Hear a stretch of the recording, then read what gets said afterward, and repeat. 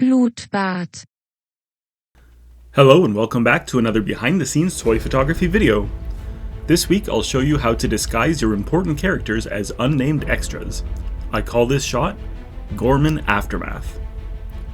I'll also show you my editing process. The main toys I used for this shot were Dedra Meero, Stormtroopers, KX units, and an Imperial Officer. With the Andor series concluding this week, I wanted to show my appreciation by creating a scene based on Season 2, Episode 8, Who Are You? The scene I made wasn't a recreation of any from the show, it's just my interpretation of events that I imagine may have happened off-screen. While the episode had a scene showing ISB Supervisor Dedra Meero's private mental breakdown after the Ghorman Massacre, I imagined she also had to deal with the aftermath in some type of official capacity, so I had the idea to capture a shot of her dealing with the cleanup.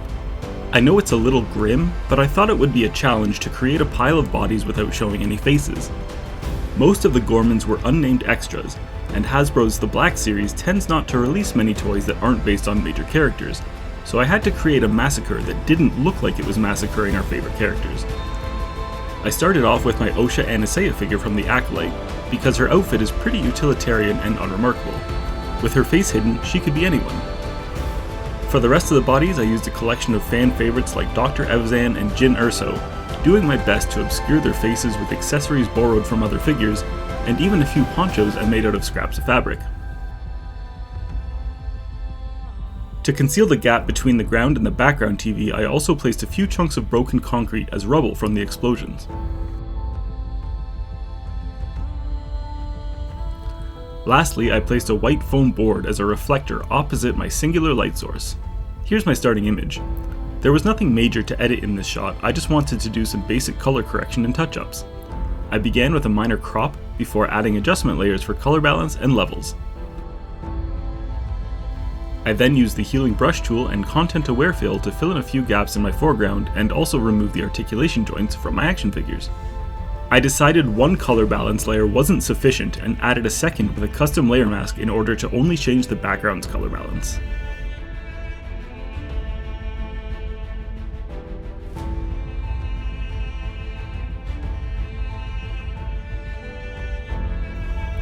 Finally, I used the dodge and burn tools to fine-tune the lighting on my subjects.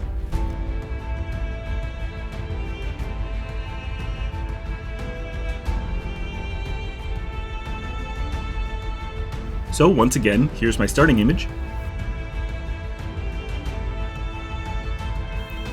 And here's where I ended up. Thank you so much for watching. If you enjoyed this video, please consider liking and subscribing, and make sure to check me out on Instagram. Thanks, and until next time.